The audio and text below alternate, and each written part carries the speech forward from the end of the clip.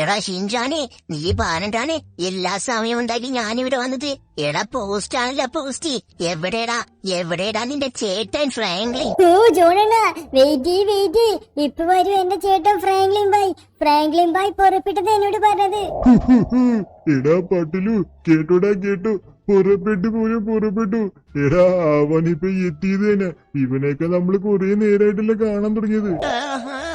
എന്തായാലും കുഴപ്പമില്ല, മിന്ന അവധിയല്ലേ, നമുക്ക് വെയിറ്റ് ചെയ്യാം. നിങ്ങള് സമാധാനിക്കുക. ഓ ഗൈസ്, ഞാനാണെങ്കിൽ വന്നപ്പോ ലേറ്റ് ആയി പോയി.